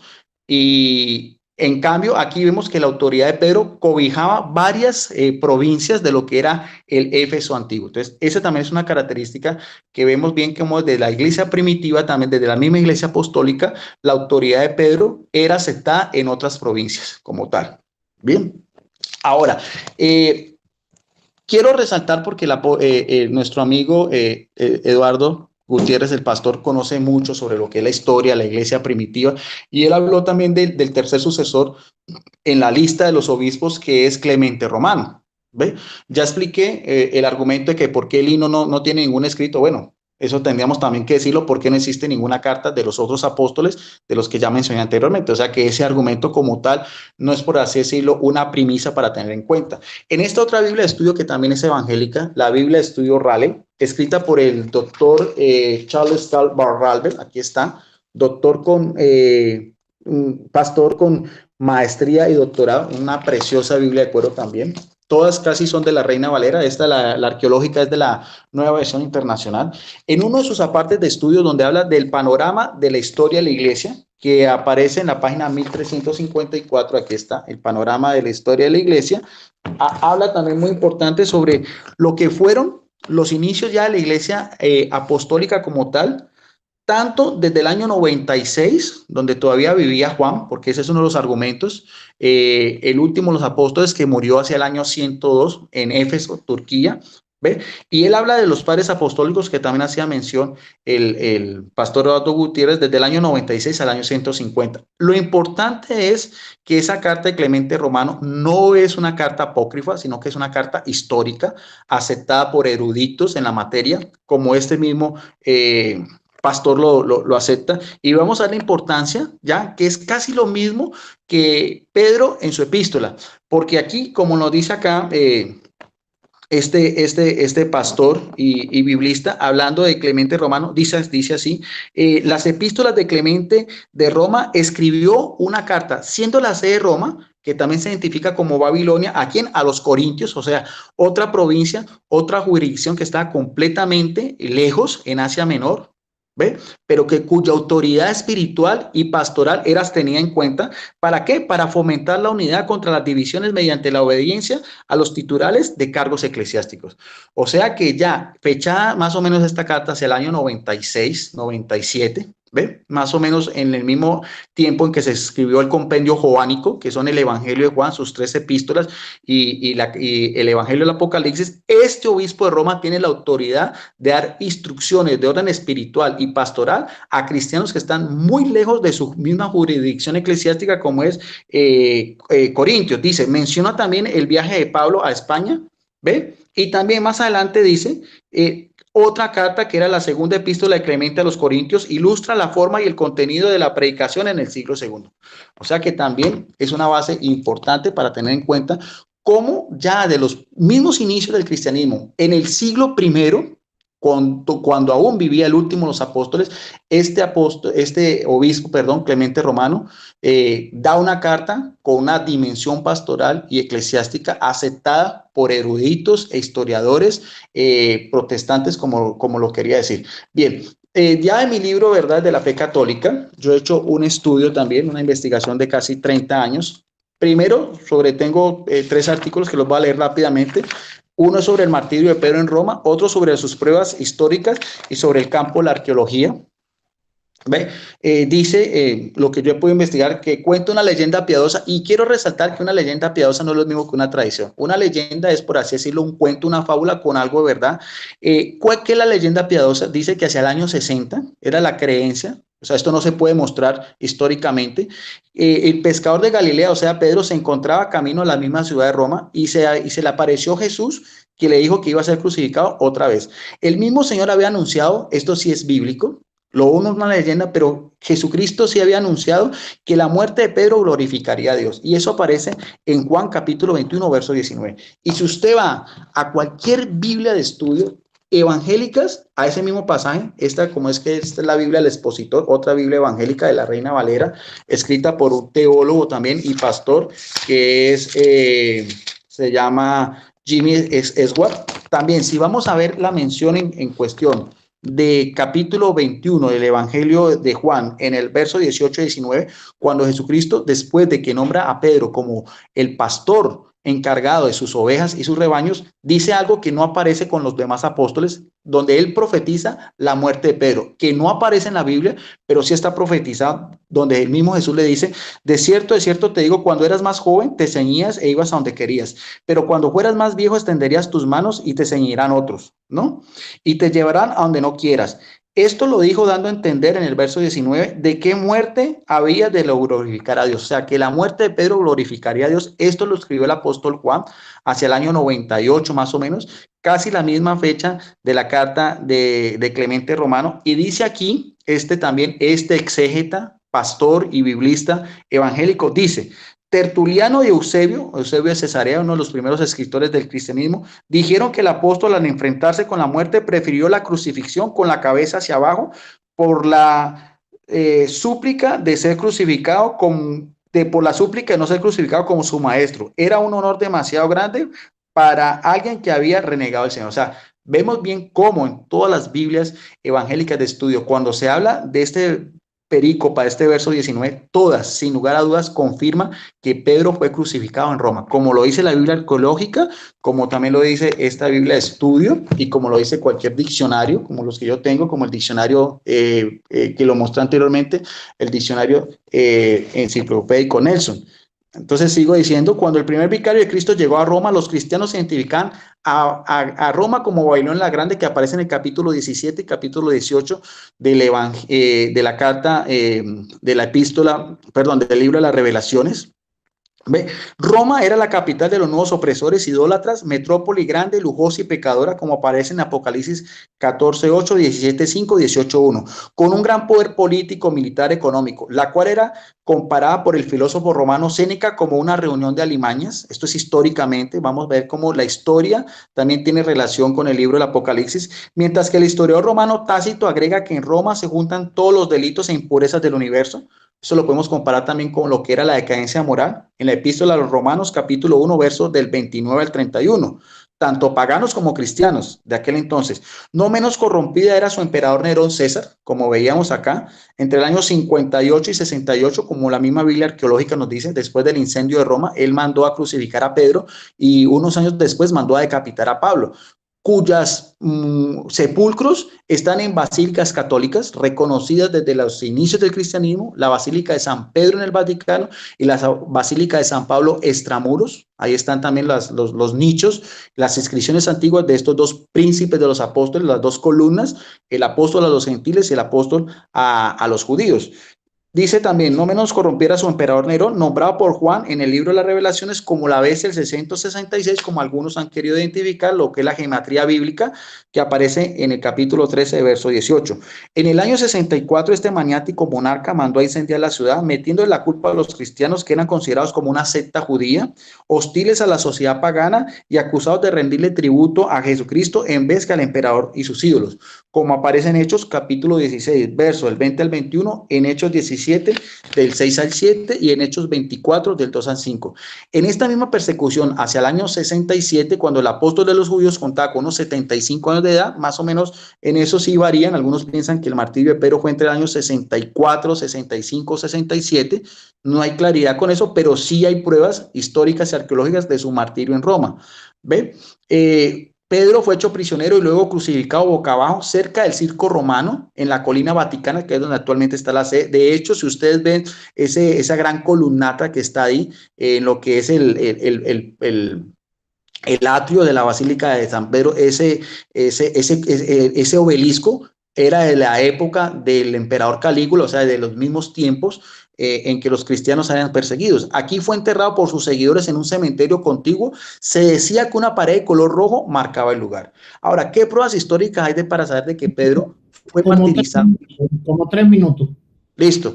¿Qué pruebas históricas hay? Hay pruebas históricas, hay pruebas arqueológicas que se han hecho y se han encontrado, por ejemplo, de las últimas, voy a hablar de esa, se encontró en el año 1968, durante la época del Papa Pablo VI, se hicieron unas excavaciones en las grutas vaticanas y se encontró una inscripción en latín de un sacerdote del año 200 que decía Petrus Eni, que quiere decir Pedro está aquí.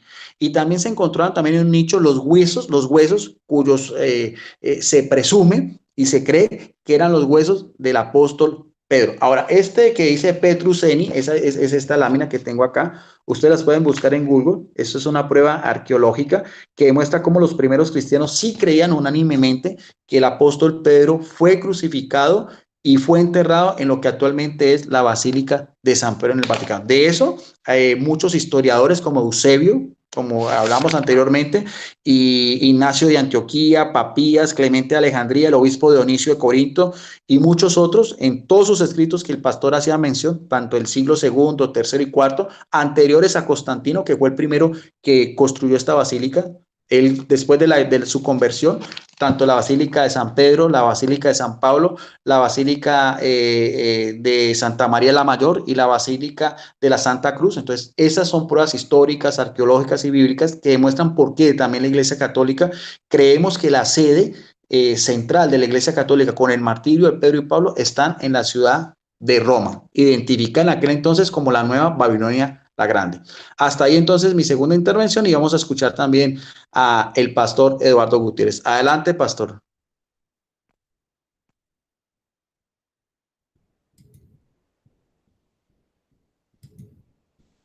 Bueno, gloria a Dios, déjame activar el tiempo.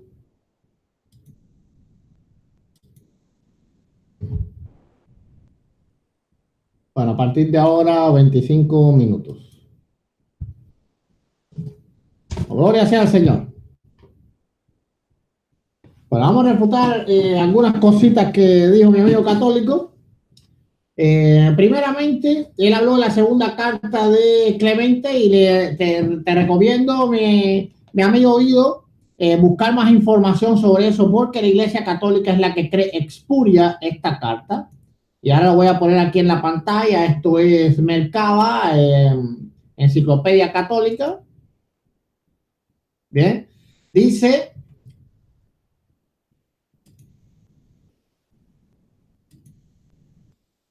un momentico que no tenía audio.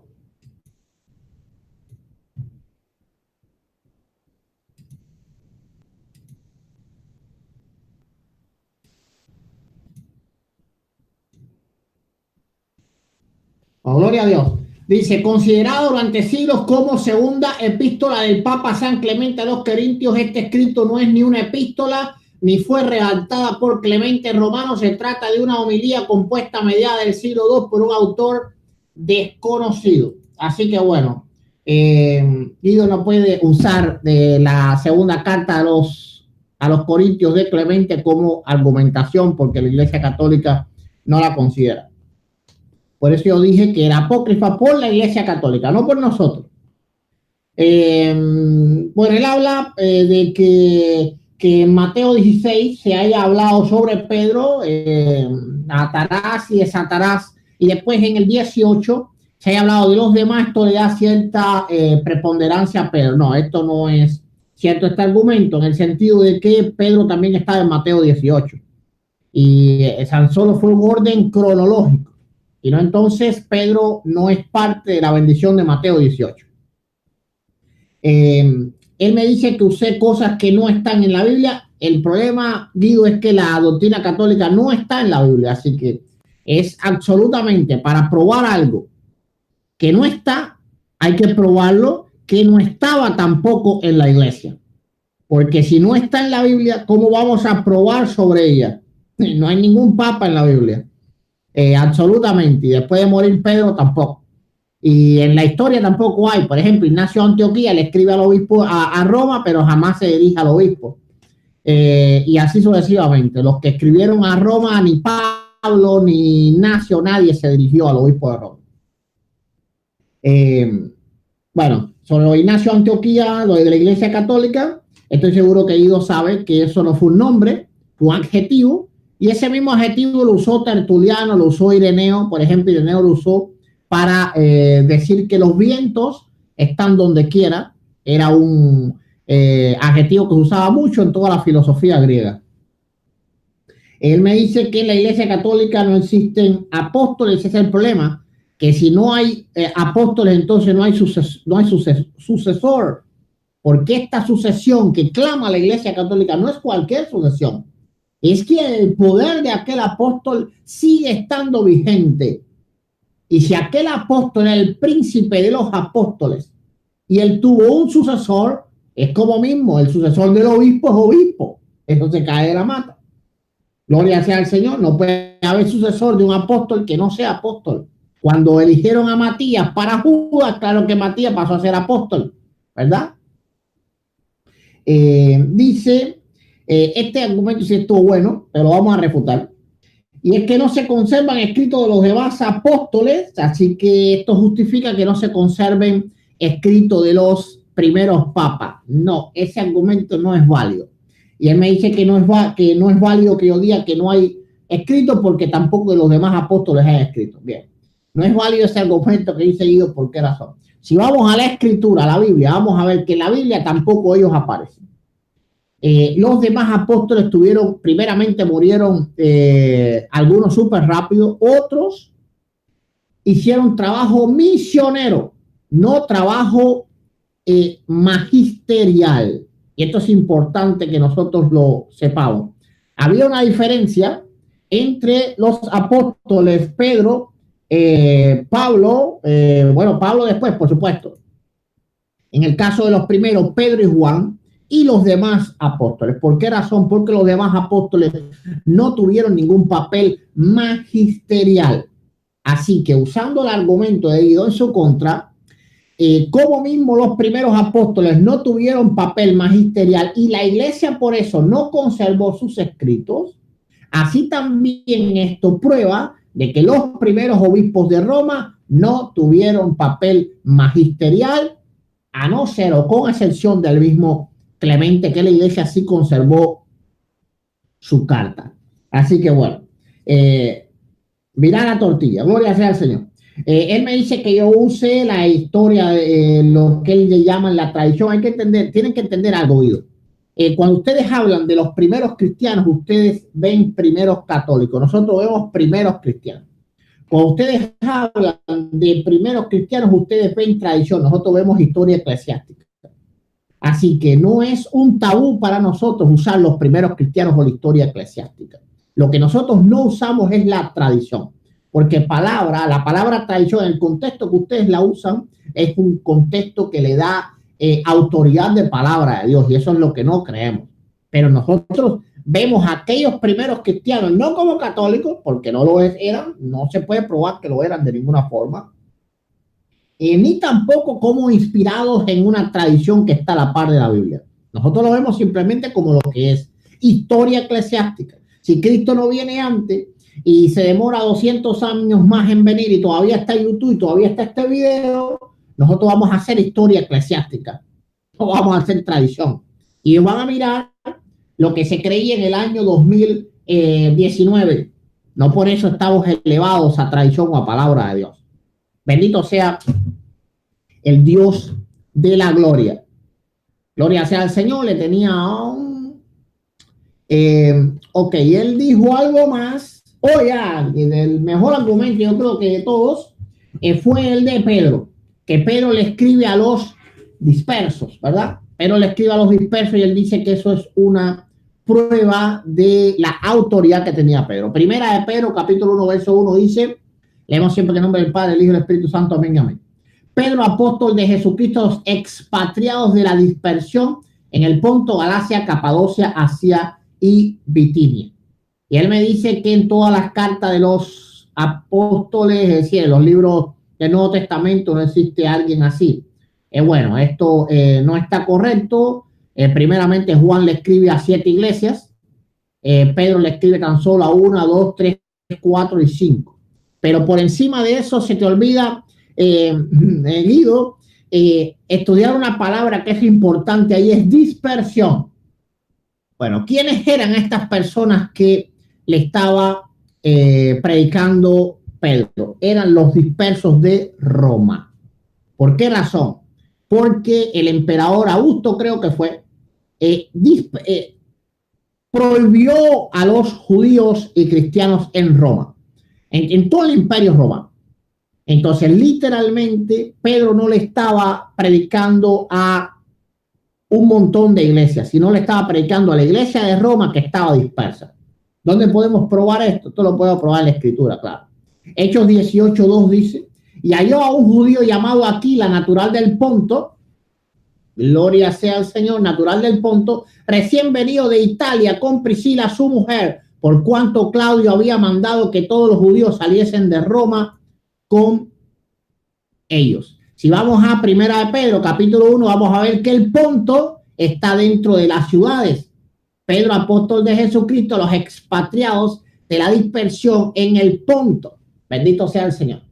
Entonces, bueno, ese argumento oído tampoco es válido. Hay que entender eso bien. Bendito sea el Dios de la gloria. Entonces, vamos a ver que la Biblia muestra a Pedro siempre moviéndose. Siempre moviéndose. Vimos a Pedro en Jerusalén. La Biblia es historia eclesiástica. La Biblia en varias ciudades, la historia eclesiástica es más todavía. Pero bueno, vemos a Pedro en Jerusalén, en Samaria, en Corintio, en Antioquía, en Fenicia, en Ponto, en Bitinia, Capadocia, Galacia, Mesopotamia y posiblemente también en Roma. Posiblemente no, en Roma también. Gloria sea al Señor. Yo sí creo que él estuvo en Roma, aunque por supuesto eso no dice que él fue, que fundó la iglesia de Roma ni nada por el estilo. La iglesia de Roma existía antes que Pedro. Ahora, ¿por qué estuvo en Roma? Porque lo llevaron a morir ahí. Porque era común que los llevasen a morir allí. Y vemos a Ignacio de Antioquía, que también fue a Roma a morir, y no por eso es el Papa, ¿verdad? Entonces, pongamos atención en esto. Y es importante que esto lo sepan los amigos católicos. No hay pruebas bíblicas de que Pedro haya sido el líder de la iglesia después de la primera parte del libro de los Hechos. Después de que Pablo y Jacobo aparecen en el escenario de la iglesia, toman el liderazgo de la iglesia, Pedro literalmente desaparece. A partir de Hechos 15, Pedro desaparece por completo.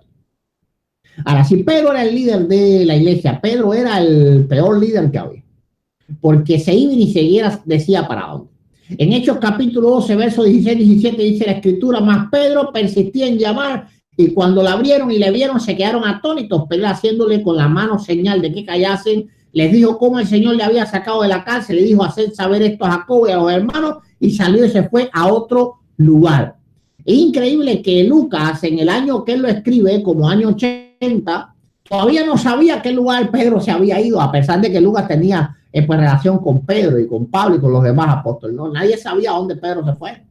¿Se imaginan que el Papa ahora salga por las puertas del Vaticano y le diga a los guardias suizos, oye, dile al cardenal fulano que me fui? ¿A dónde, Papa? No digo a dónde, me fui simplemente. Bueno, el Vaticano sería loco. Gloria sea al Señor. No, es completamente fuera de sentido eso. Hay que entender algo que primeramente, aunque Pedro estuviera en Roma, no habían pruebas, no existen pruebas de que Pedro fuese el que fundó la iglesia de Roma o que fuese el obispo máximo de ahí. Ellos dicen que cuando aquí en el libro de los Hechos dice que se fue a otro lugar, bueno, dice que en ese momento es que se va a Roma. Eso es absurdo, porque era una noticia tan grande que el cristianismo, el cristianismo estaba, que uno de los más grandes apóstoles, o el más grande en ese momento, visitara la misma capital del imperio, que eso hubiese sido una noticia tremenda. Tremenda, bendito sea el Señor. Pero la iglesia no sabía dónde él fue, ni Lucas, 80 años, bueno, no 80 años después, ¿verdad? Pero como unos 40 años después, todavía no sabía a dónde se había metido Pedro. El libro de los Hechos se divide en dos partes. Inclusive los estudiosos, y Guido no me dejará mentir, dividen el libro de los Hechos en la primera parte hasta Hechos 15, los hechos del apóstol Pedro. Y la segunda parte de Hechos 15 al final, creo que tiene 28, si no me recuerdo, si no me recuerdo mal, hechos del apóstol Pablo. Ahora, entonces, esto dice bien claro y prueba bien claro que es completamente 100% cierto de que el apóstol Pedro fue el primer líder que tuvo la iglesia cristiana. Eso es cierto, punto. Y el que no lo crea, pues no está estudiando la escritura. No cabe duda que en los primeros años de la iglesia, Pedro era el que tenía el material de líder, Pedro era el que tenía el coraje para ser líder, y Pedro fue el líder de la iglesia. Pero luego llegaron dos hombres, en el caso de Jacobo ya estaban, ¿verdad? Pero claro, fue creciendo, la jerarquía de alguien va creciendo. Jacobo, en cual se ve en el libro de los Hechos, en el capítulo 15, en el concilio del libro de los Hechos, como él es el que da la última palabra. Juzgo yo, dijo Santiago o Jacobo, como le quieran llamar, y nadie más dijo nada. Fue como Santiago dijo, como Jacobo dijo, y el apóstol Pablo, el gran apóstol Pablo, un hombre que duplicaba en conocimiento, en vida espiritual, en sacrificio, en piedad, en todo lo que es la vida cristiana a cualquiera de los otros apóstoles. A cualquiera. Por eso lo suelo decir, ¿verdad? Imitarme a mí que yo imito al Señor. Creo que 1 Corintios 11. 1. Imitadme a mí, que yo imito al Señor. Amén. Es decir, vemos Romanos 2:16, ¿verdad? Que Pablo dice, conforme a mi evangelio. Vemos 2 de Timoteo 2:8, que Pablo dice, conforme a mi evangelio. Bueno, ¿cómo es posible que el apóstol Pedro, siendo el literal hombre que Cristo dejó, no haya dado doctrina a la iglesia? Porque las cartas de Pedro son cartas más bien son cartas de ministración, son cartas pastorales, de ministración. Es decir, son cartas que se habla de lo que son las pruebas que vive el cristiano. Pero cuando vemos quién fue el que Dios usó para traer la doctrina a la iglesia, no fue Pedro, fue el apóstol Pablo. ¿Cómo es eso? Si la iglesia católica dice que el maestro autorizado de la iglesia es el obispo de Roma. Es el obispo de Roma. Y lo que él habla ex cátedra es literalmente un cuño. Pero eso no existe. Eso no existe. Entonces, el problema aquí no es si Pedro era un líder o no era un líder. De hecho, estamos completamente de acuerdo que Pedro era un líder. Y completamente de acuerdo estamos que Pedro fue el primer líder que tuvo la iglesia cristiana. 100% de acuerdo. El hombre que se levantó a predicar en Pentecostés. El hombre que dijo que había que buscar sucesor para Judas. El hombre que, bueno, primero en Mateo 16, lo que estamos analizando, fue el que salió al frente y declaró que Jesucristo era el Mesías, el Hijo del Dios viviente. Pedro era un líder innato, pero a Pedro le faltaba mucho para poder liderar a la iglesia. Había que esperar a que llegase el verdadero líder que tuvo la iglesia, que fue el apóstol Pablo, y eso lo sabe todo el que estudia la Biblia. Y todo el que estudia la historia eclesiástica sabe que dentro de los hombres, el líder máximo que tuvo el cristianismo primitivo se llamó Pablo, no se llamó Pedro en ninguna manera. Como bien dije, no hay forma de probar que los supuestos sucesores del apóstol Pedro tuvieron ningún papel magisterial en la iglesia, excepto Clemente de Roma, que tiene 2 cartas. La iglesia católica no le gusta la segunda, y un día voy a hacer un video sobre la segunda, porque la segunda carta tiene cosas que al catolicismo no le conviene, y por eso la declararon expuria, a pesar de que durante siglos la declararon válida, pero ahora la declararon expuria, ¿verdad? Con excepción de Clemente de Roma, la sucesión petrina no tiene ninguna base. No se puede buscar, ni en la Biblia, no se puede buscar. Si solamente debatiéramos sobre este tema de la Biblia, nos quedaríamos mudos, Guido y yo, porque no hay forma de buscar ahí un sucesor de Pedro. No existe. Bendito sea el Señor. Absolutamente no existe. Que Lino aparece mencionado, no se sabe si ese es el mismo Lino, ¿verdad? Los nombres en aquellos tiempos se repetían abundantemente y eso Guido lo sabe. Pero aún si fuese, no se le da ninguna importancia. Se le nombra como otro más. No tuvieron papel en el magisterio de la iglesia. No tuvieron papel en la escritura. No tuvieron papel en la historia eclesiástica. ¿Dónde es que está el papado?